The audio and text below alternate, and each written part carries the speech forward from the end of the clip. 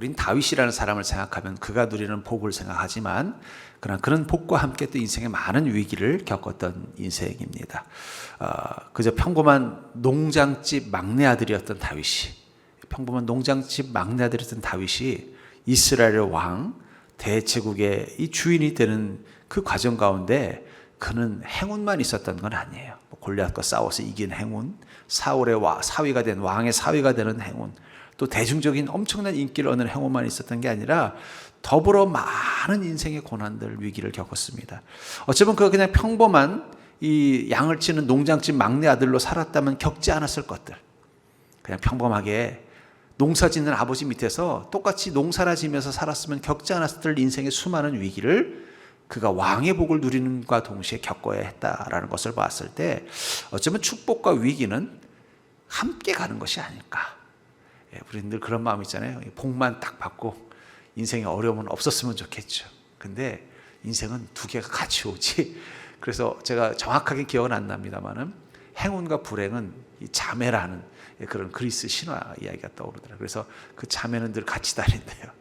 그래서 행운을 만나면 불행도 만난다. 뭐 그런 이야기도 있습니다만은 인생도 좀 그런 면이 있는 것 같아요. 좋은 일이 있으면 어려운 일도 감수해야만 그 좋은 일이 내 것이 되는 것이지 그냥 무작정 좋은 일만 있는 인생은 없더라는 거예요. 다윗도 마찬가지였다는 거예요.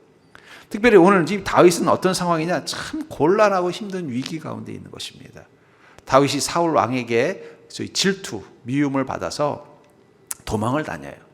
그런데 이제 도망 다니다가 더 이상 갈 곳이 없어지자 할 수 없이 사울과 적대적 관계에 있었던 블레셋 왕에게 투항을 합니다. 다윗이 죽였던 골리앗의 주인, 다윗이 계속 싸웠던 그 적군의 왕에게 항복을 하고 투항하는 거예요. 그 왕도 지금 다윗이 사울 왕에게 미움받아서 도망자 신세가 됐다는 걸 아니까 데리고 있으면 손해볼 게 없겠다 생각해서 작은 도시, 성을 하나 맡기고는 거기서 피난하고 살도록 만들었다는 거예요. 그래서 다윗은 목숨을 건지게 됐고 사울도 더 이상 블레셋으로 도망간 다윗을 어떻게 할 수 없으니까 포기하고 있었던 것입니다. 그런데 두 번째 큰 위기가 왔어요. 그 뭐냐면 블레셋이 다시 이스라엘과 전쟁을 준비하더라는 거예요. 그러니까 이제 각 도시의 성주를 다 소집을 한 거예요. 이 당시 때 모병제니까 이 소위 말하는 그러니까 모병제가 아니라 이제는 그 소집하면 오는 그런 모병제가 맞나요? 하여튼 저도 오랜만에 쓰는 단어라 익숙치 않습니다만은, 그러니까 평소 때는 직장에서 생활하다가 우리 예비군처럼 전쟁이 나거나 어떤 왕이나 성주의 부름이 있으면 이제 전투를 하는 그런 시대니까 각 성의 성주들을 다 불러서 몇 명의 군대를 동원할 건지를 회의하기 위해서 모은 거예요. 거기에 이제 다윗도 한 성주니까 성을 맡고 있으니까 올 수밖에 없었다는 거예요. 그리고는 이제 블레셋 왕이 내가 이제 전쟁을 치러 가는데 몇만 명의 대군이 필요하다. 각자 몇 명씩 데려올 수 있는지 이야기해라. 했더니 한 블레셋의 이 성주가 볼멘 소리로 저 다윗도 데려갈 겁니까? 그러는 거예요. 그러니까 블레셋 왕이 그럼 당연히 데려가야지. 내가 벌써 이 다윗이 우리나라에 항복하고 온 지가 벌써 수년 지나서 내가 봤는데 이제 그는 완전히 우리 블레셋 사람이다. 걱정할 필요 없다. 다윗을 데려가야 된다. 그랬더니 또 다른 성주가 몰면 소리 하면서 아유 왕이시여 무슨 소리 하십니까? 이 다윗이 어떤 사람인지 잊어버렸습니까? 사울이 죽인 자여 천천히요 다윗이 죽인 자는 만만이라고 할 때 그 만만이 누굽니까? 바로 우리 블레셋 군인들 아니었습니까? 그를 어떻게 믿고 그를 데리고 전쟁터에 가겠습니까? 거기 갔다가 만약에 다윗이 사울 편에 서면 우리는 위험합니다. 데려갈 수 없습니다. 반대하는 거예요. 그러니까는 블레셋 왕도 비록 다윗을 오랫동안 지켜보고 이제 신뢰를 했지만 자꾸 이제 주변에서 참모들이 반대를 하니까 이제 마음이 흔들린 거예요. 그래서 다윗을 불러서 그러면 야 다윗 이번에는 어쩔 수 없다. 너는 그냥 성으로 돌아가라. 그랬더니 다윗이 아니 제가 왕에게 언제 불충성한 적이 있습니까? 왜 저에게 이러십니까? 너무 서운하네요. 하면서 돌아갔다는 이 내용을 보면서 다윗에게 큰 위기는 뭐예요? 블레셋의 편에 서게 되는 순간 그가 자신의 고향, 자신을 왕으로 세우겠다고 했던 그 이스라엘을 공격하러 가는 적군이 되어야 되는 상황이었다는 거예요. 얼마나 난감하겠어요. 그렇죠? 그 난감한 상황 가운데서 그는 고민을 많이 했을 것입니다. 그렇다고 해서 만약에 여기서 나는 절대 못 갑니다. 내가 어떻게 이스라엘과 싸웁니다 하면은 또 블레셋 군대들은 어떻게 하겠어요? 여봐라 이 사람은 거짓말로 한 거다. 투항한 게 아니다. 언제든지 마음만 먹으면 배신할 수 있다. 이번 참에 아예 제거합시다. 이렇게 나오면은 더 위험해지는 거예요. 싸우러 가자니 그러면 이스라엘 배신난 반역자가 되는 거고 안 싸우겠다고 하면 어떻게 돼요? 그러면 또 블레셋 사람들이 못 믿으니까 이럴 바에 뭐하러 다윗을 데리고 있습니까? 제거해버리시죠. 해버리면 또 위험해지는 거예요. 이러지도 못하고 저러지도 못하는 그런 위기 가운데서 하나님 그가 그 위기를 축복으로 바꾸는 이 과정을 보면서 어쩌면 우리 인생도 복이 있지만 화도 있어요. 좋은 일이 있지만 나쁜 일도 있다는 거예요. 좋은 일만 있는 인생이면 얼마나 좋겠어요. 한번 여러분들 오늘 한번 가서 여러분들이 모든 인맥을 동원해서 지난 1년 동안 좋은 일만 있었던 사람 한 명만 데려와 보십시오. 저도 그 사람에게 비결을 한번 들어보고 싶어요. 근데 아마 분명히 여러분들 카톡 단톡방에서 한 해 동안 좋은 일만 있었던 사람 찾아봐 한 명도 없을 거예요. 나름대로 다 어려운 일, 근심되는 일, 골치 아픈 일, 해결해야 되는 문제를 안고 살아온 사람들이라는 거예요. 그렇다면 우리는 우리 인생의 이 안 좋은 일, 이 위기를 어떻게 다루냐에 따라서 결국은 우리가 복된 인생을 사느냐 아니냐를 결정하는데 중요한 요소가 될 수밖에 없다는 거예요. 그렇다면 이 다윗은 어떻게 이 위기를 잘 이기고 오히려 복을 누리게 됐을까요? 저는 그것을 통해서 여러분들도 다윗과 같은 지혜와 다윗과 같은 믿음을 가지고 사는 자가 되기를 주의 이름으로 축복합니다. 먼저 우리가 기억해야 되는 것은 우리의 인생의 목적과 목표를 다시 한번 점검하는 지혜가 필요하다는 거예요.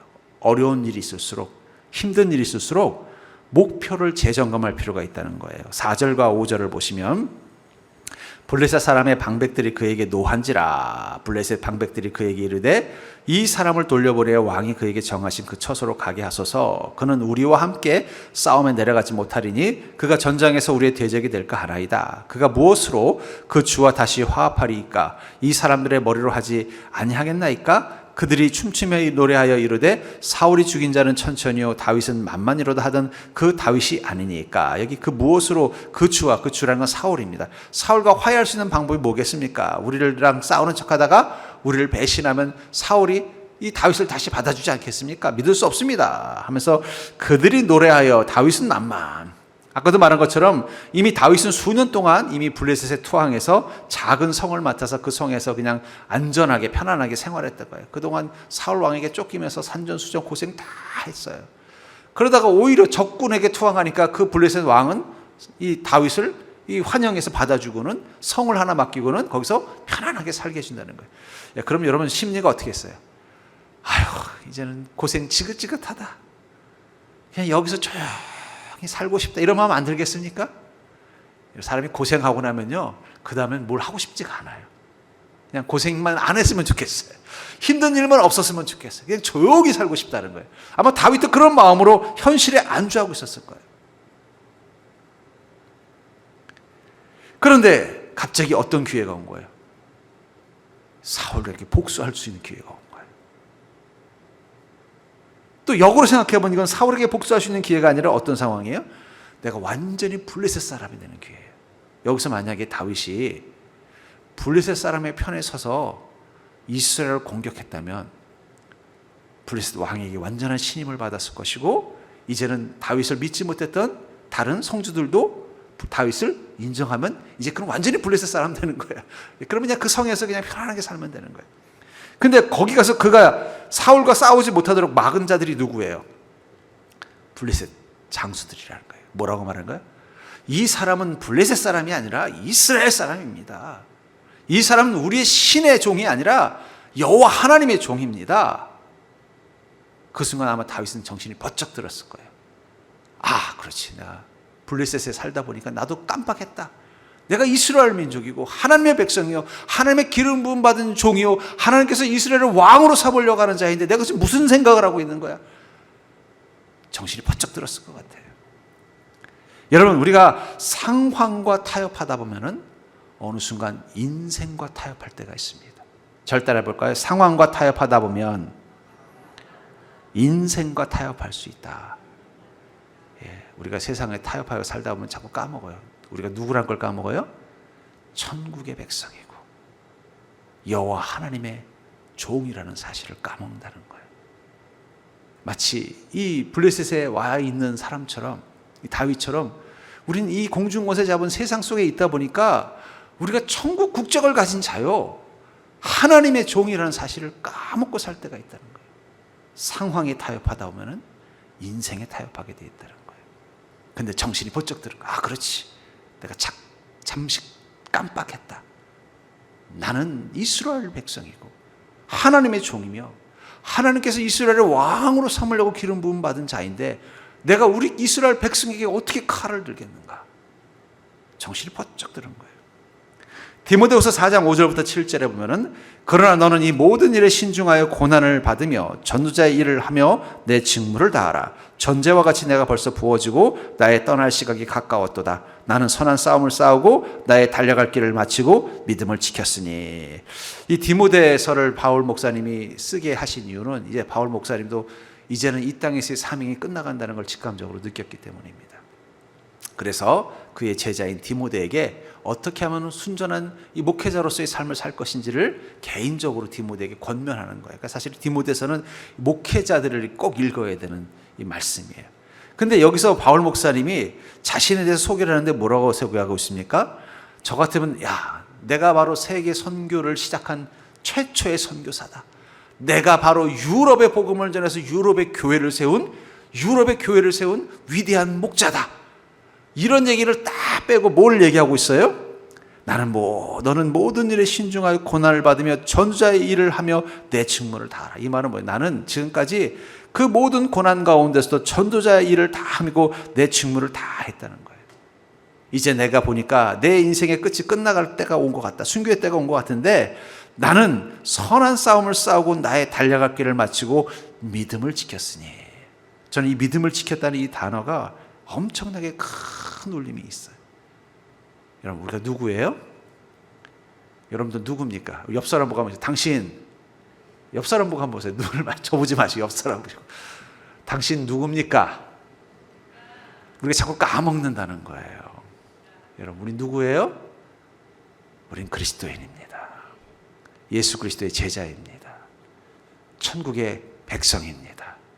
우리가 이곳에서 해야 될 제일 중요한 일은 믿음을 지키는 거예요. 우리가 자꾸 그걸 잊어버려요. 상황과 타협하면 인생과 타협하게 돼 있다는 거예요. 자꾸 믿음을 잃어버린다는 거예요. 믿음을 지켰으니 그럼 결국은 정체성, 그리스도인의 정체성을 잃지 않았다는 거예요. 바울 목사님은 그게 자기가 이 땅에서 했던 가장 중요한 일이라는 거예요. 나는 그 믿음을 끝까지 지켰다. 우리의 달려갈 길을 마치고 그리스도인 다움을 지켜내는 그 믿음, 그것이 바로 우리 인생의 위기를 이겨내는 첫 번째 자세라는 거예요. 여러분, 우리 인생에 어려움이 올수록 여러분들 믿음으로 그 문제와 타협하는 자가 아니라 그리스도인 다움을 지켜내는 자가 되기를 주의 이름으로 축복합니다. 그리스도인 다움을 지켜야 그 다음 기회를 하나님이 주시는 거예요. 거기서 쉽게 흔들려 버려서 우리가 그리스도인 다움을 잃어버리면요, 그 다음에는 하나님의 도우심마저 잃어버리면 우리는 인생의 문제를 해결할 능력을 다 잃어버리는 거예요. 유일한 지원군이 바로 하나님인데, 하나님도 그리스도인 다움을 잃어버린 성도들에게는 실망하셔서 은혜를 크게 베풀지 않는다는 거예요.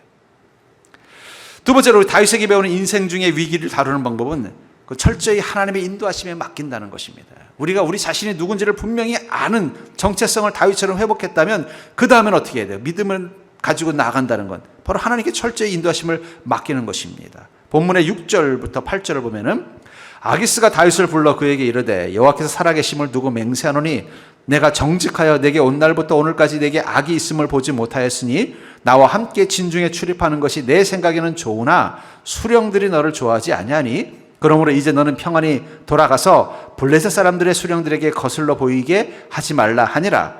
다윗이 아기스에게 이르되 내가 무엇을 하였나이까? 내가 당신 앞에 오늘까지 있는 동안에 당신이 종에게서 무엇을 보셨기에 내가 가서 내 주 왕의 원수와 싸우지 못하게 하시나이까 하니. 아까도 말한 것은 이 아기스 옆에 있는 참모들, 영향력 있는 큰 성의 성주들이 와서 뭐라고 말하는 거예요? 어떻게 다윗을 믿습니까?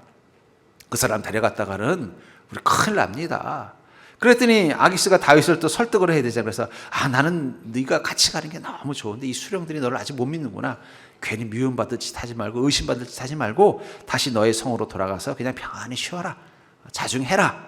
그랬더니 다윗이 정색을 하면서 아니 지금까지 왕이시오. 제가 지금까지 왕 앞에서 어떻게 했습니까? 잊어버렸습니까? 당신은 종에게서 무엇을 보셨기에 내가 왕의 그 원수와 싸우지 못하게 하십니까? 말은 그렇겠지만 다윗은 마음속으로 어떻게 했을까요?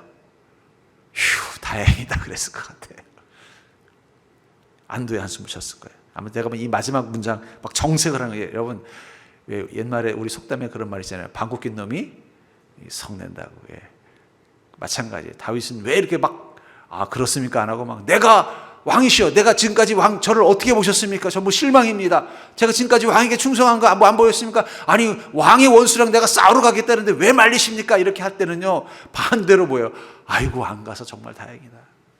아마 분명히 전날 밤 다윗은 고민을 했을 거예요. 싸우러 가자니 이스라엘이 적이 될 것이고 안 간다고 하자니 블레셋의 의심을 사서 이곳에서도 힘들 것 같고 이러지도 못하고 털어지도 못하고 고민이 돼서 밤새도록 아마 잠도 못 자고 기도했을 거예요. 기도하고 마지막에 답이 뭐였을까요? 답은 뻔하죠. 주님께 맡기겠습니다. 주님, 제 길을 인도하여 주시옵소서. 여러분, 에스더라는 한 여인, 이 아주 여성한 한 왕후가 자기 민족을 구원하기 위해서 자기의 그 남편이자 황제를 찾아갈 때, 그 당시 이 바벨론의 황제는 이미 여러 번 이 아내들에 대한 불신 때문에 무례한 아내를 징벌하는 그런 마음이 있었기 때문에 잘못 갔다가는 자기가 왕후로서의 그 지위를 잃어버리고 잘못하면 목숨까지 잃을 수 있는 상황 가운데서 그녀는 자기 민족을 구하기 위해서 왕에게 소위 법도를 어기고 갑니다. 갈 때 그는 자신이 가는 그 모습을 마지막으로 모르드게에게 설명하면서 이렇게 말하죠. 이렇게 금식한 후에 규례를 어기고 왕에게 나아가리니 죽으면 죽으리이다. 저는 이 죽으면 죽으리이다는 말을 이렇게 말하고 싶어요. 하나님, 저는 주님께 모든 걸 맡기겠습니다. 그게 바로 이 죽으면 죽으리다는 단어 속에 있는 것이 아닌가 하는 생각이 들어요. 우리 그리스도인의 위기는 언제 옵니까? 우리가 가장 약할 때 오는 것입니다. 아니, 그리스도인만 아니라 모든 인생들이 약할 때 위기가 오는 거예요. 강한 자는 위기가 오지 않습니다. 언제나 약한 자에게 위기가 오는 것이죠. 근데 중요한 건 우리가 그 약할 때 우리 안에 성령님은 강하신다는 거예요. 그렇기 때문에 우리는 누구에게 맡겨야 돼? 우리의 상황을 하나님께 맡길 수밖에 없다는 거예요. 내가 약하기 때문에. 여러분들이 혼자 해결할 수 있으면 굳이 하나님께 맡기고 싶은 마음이 들겠어요? 여러분 믿음 좋은 사람도요, 자신감 있을 때는 기도 잘 안 합니다. 내가 해결할 수 있는데 뭐하러 기도합니까? 근데 내가 약하다고 느꼈을 때 기도하는 거예요. 하나님 맡기겠습니다. 고린도후서 12장 9절부터 10절에 보면은 나에게 이르시기를 내 은혜가 내게 족하도다. 이는 내 능력이 약한 데서 온전해짐이라 하신지라. 그러므로 도리어 크게 기뻐함으로 나의 여러 약한 것들에 대하여 자랑하리니 이는 그리스도의 능력이 내게 머물게 하려 함이라. 그러므로 내가 그리스도를 위하여 약한 것들과 능욕과 궁핍과 박해와 곤고를 기뻐하느니 이는 내가 약한 그때 강함이라. 이 바울 목사님이 약한 것들, 바로 능욕을 당하고 궁핍을 당하고 박해를 당하고 곤고를 당했던 그 순간들은 그가 약할 때일 것입니다. 단순히 복음을 전하기만이 아니라 그 복음을 전하는 과정 가운데 그가 약할 때 생각해 보세요. 내가 있는 곳이 나를 막 인정해 주는 그런 권력자가 있고 또 지지자들이 있는 곳이라면 거기서 복음 전한다고 해서 어려움 당할 일이 없을 것입니다. 근데 거기는 바울을 아는 사람도 없고 오히려 그리스도인이라고 하면 싫어하는 유대인들만 있고 거기서 복음을 전하면 그건 가장 약할 때니까 어떻게 돼? 반드시 핍박이 오는 거예요. 결국 핍박과 곤고함은 약할 때 오는 거예요. 근데 문제는 뭐예요? 약한 그때 강해지는 걸 느꼈다는 거예요. 나는 너무 약해서 지금 곤고함에 처해 있고, 나는 너무 약해서 지금 사람들의 그 농욕 앞에 수치를 당하고 있고, 나는 너무 약해서 지금 내 삶의 박해와 곤고함 속에 괴로워하고 있지만 그때 내 안에 그리스도의 능력이 살아나는 것을 보게 된다는 거예요. 시편 90편 14절과 15절에서는요 하나님이 이르시되 그가 나를 사랑한즉 내가 그를 건지리라. 그가 내 이름을 안즉 내가 그를 높이리라.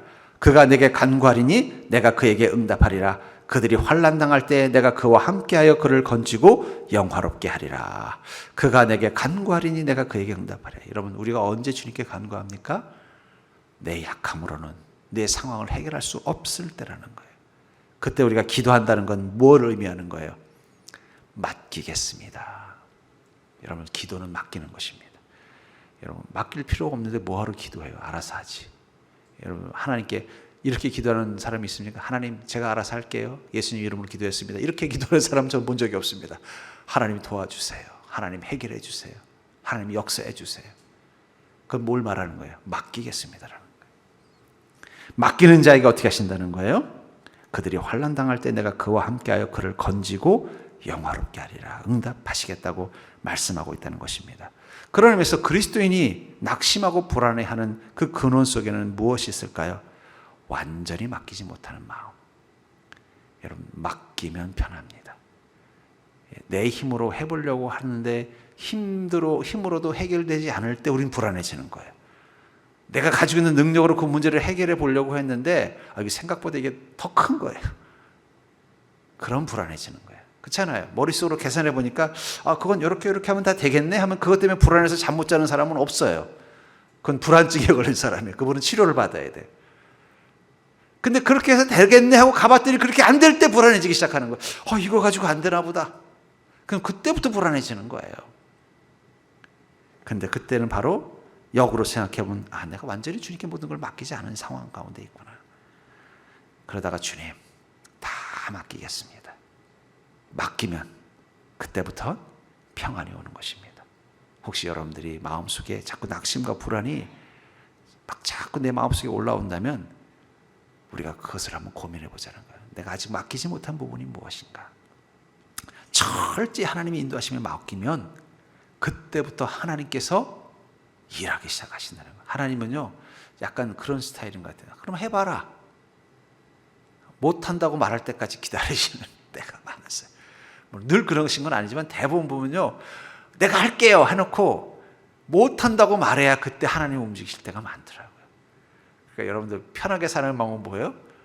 처음부터 못한다고 하면 돼요. 제가 재미있는 유튜브를 하나 봤어요. 뭐냐면은 그 유튜브에 보니까 한 젊은 남녀가 이렇게 가는데 우리 여자가 생각보다 힘이 센가 봐요. 그래서 이제 장애를 가가지고 슈퍼에 가가지고 쌀 같은 거를 이제 사기로 했는데 이제 딱 한 손에 쌀을 딱 들고 한 손에 쌀을 어깨에 딱 맨 거예요. 그리고 보니까 뒤에 남편이 있는 거예요. 그리고 갑자기 아이고 힘들어 그러는 거예요. 조금 전까지 힘있게 탁 들고 가더니 갑자기 뒤에 남편을 의식하더니 아이고 힘들어 딱 그러는 거예요. 그랬더니 어떻게 해요? 남편이 와서 싹 들고 가니까 옆에 팔짱 끼고 신나게 우는 모습을 보면서 웃다가 여우다 하면서도 우리 제가 좀 여우처럼 예수 믿어도 좋겠다는 생각이 들더라고요. 자꾸 혼자서 쌀푸대 들고 다니려고 하지 마세요. 하나님 계신데 예수님 계신데 좀 맡기세요. 하나님 저 못해요. 하나님께서요 웃으시면서 어떻게 해요? 알았다. 그게 바로 축복이에요. 그러니까 여러분 옆 사람 보고 이렇게 인사해볼까요? 너무 힘쓰고 너무 애쓰고 살지 말고 좀 맡기고 삽시다. 그 여자 그 유튜브에 나오는 그 여자가 힘이 없어서 쌀을 안 드는 게 아니에요.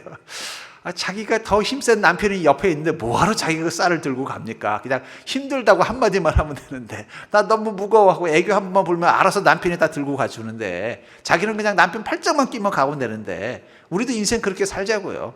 자꾸 혼자 다 하려고 하지 마시고 하나님 앞에서 힘들어요 하나님 도와주세요 하고 우린 하나님 팔짱만 끼고 가면 되잖아요. 어떤 인생이 편하겠어요? 쌀푸대 들고 가는 인생이 편하겠어요? 아니면 하나님 팔짱 끼고 가는 인생이 편하겠어요? 우리는 하나님 팔짱 끼고 가자고요. 사서 고생할 필요 없습니다. 그렇다고 하나님께서 너는 힘도 있으면서 왜 안 하냐 그러지 않는다는 거예요. 오히려 맡기는 걸 고마워하시고 좋아하신다는 것입니다. 세 번째로 우리가 다윗에게 배우는 인생 중 그 위기를 다루는 법은 더 큰 복이 올 때를 준비하라는 거예요. 절대로 볼까요? 더 큰 복이 올 때를 준비하라. 사무엘상 31장 6절에 보면은 사울과 그 세 아들과 무기를 든 자와 그의 모든 사람이 다 그날에 함께 죽었더라. 다윗은 자기 성으로 돌아가고 블레셋의 군대가 이스라엘을 침략하러 왔습니다. 그 소식을 듣고 사울도 자기 아들들과 무장을 하고 싸웠는데 안타깝게도 그 전투에서 누가 죽은 거예요? 사울과 그 왕위를 이을 세 아들이 다 죽어버린 거예요. 갑자기 이렇게 되니까 왕위 승계권이 누구한테 갔을까요? 사울의 사위인 다윗에게까지 기회가 온 것입니다. 설마 거기서, 왜냐하면 지금까지 사울이 블레셋과 싸워서 계속 승리했어요. 그러니까 당연히 이번에도 뭐 패하더라도 그렇게 패하지 않을 수도 있는 거예요. 근데 오히려 그 전쟁에서 어떤 일이 일어났어요?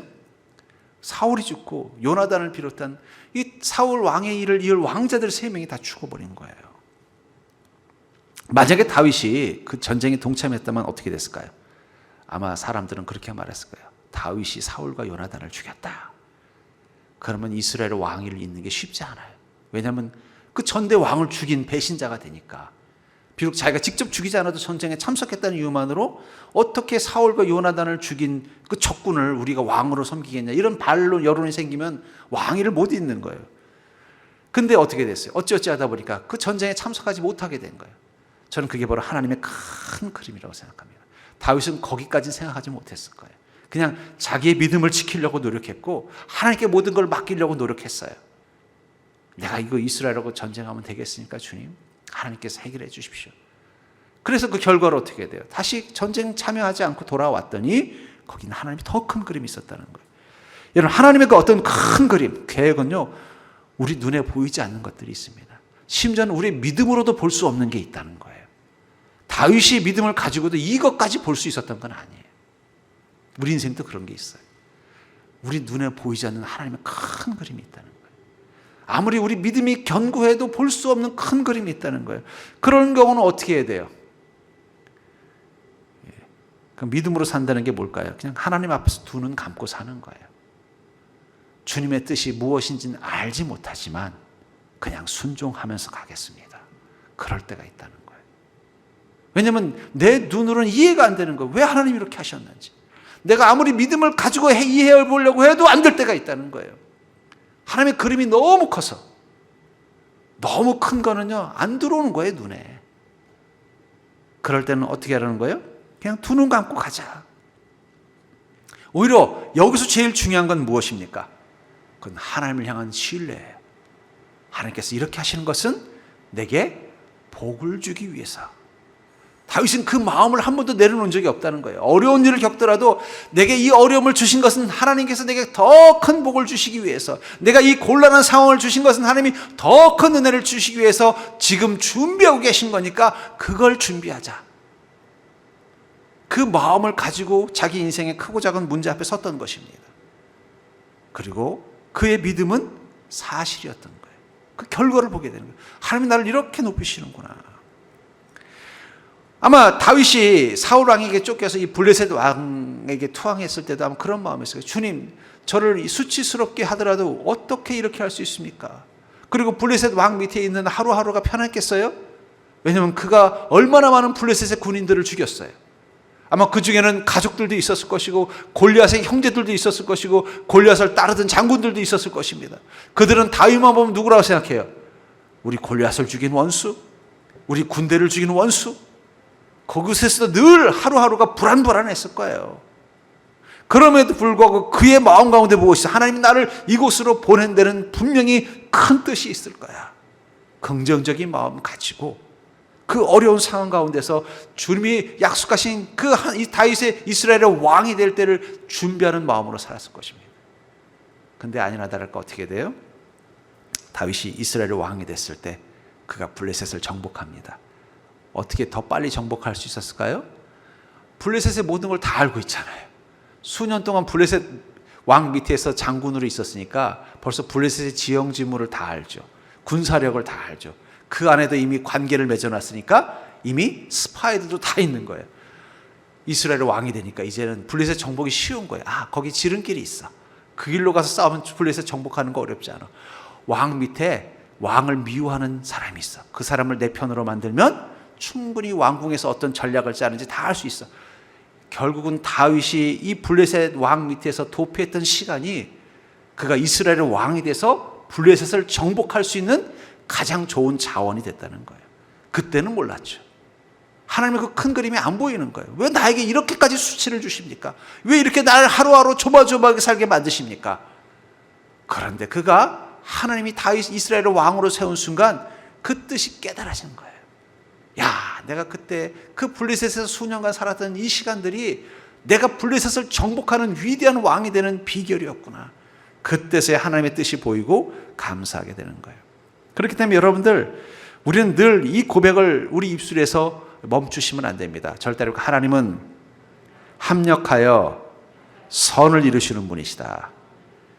그 합력해서 선을 이루는 것들 중에는 우리 인생의 고난, 위기, 문제도 있다는 거예요. 그걸 여러분들 긍정적으로 보셔요. 하나님의 큰 그림 속에서는 나에게 복을 주는 도구가 될 수 있다는 거예요.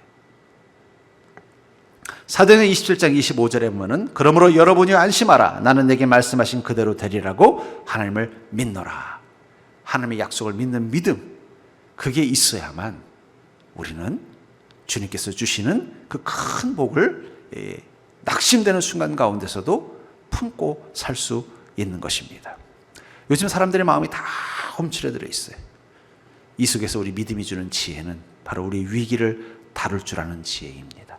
믿음 속에 있는 지혜 중에 가장 큰 지혜는 인생의 위기를 기회로 바꾸는 능력이라는 거예요.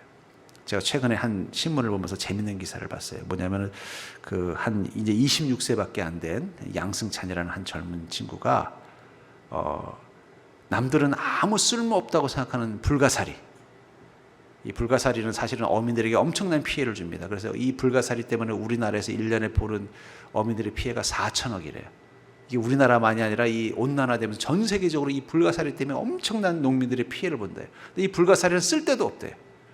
근데 이 양승찬이라는 이 사람이 군대에 있으면서 어떤 그래서 아이디어 대회인데 또 그 생각이 들었다는 거예요. 이 불가사리가 참 쓸모없는 것들인데, 그래서 막 그걸 정부에서 막 수고해서 막 이건 어디다 무슨 불쏘시개라도 못 쓰니까 아무 쓸모가 없는 거예요.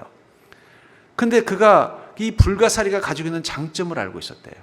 그게 뭐냐면 이 불가사리는요, 제설제로 쓸 수 있는 이게 왜 우리가 제설제 하면 뭐 염화나트륨 쓰잖아요. 근데 그 불가사리 가루로 하면은 이 제설 기능이 탁월하다는 걸 옛날에 고등학교 때 배운 게 떠올랐대요. 그래서 그걸 가지고 친환경 제설제를 만들었대요. 그래서 제대하자마자 사업을 시작했어요. 아무도 필요 없고 쓸모없다고 생각했던 그 불가사리 속에서 이것도 하나님이 만드신 것에는 분명히 이유가 있을 거다. 보다 보니까 이게 쓰일 때가 보이더라고요. 제설제로 쓰면 된다.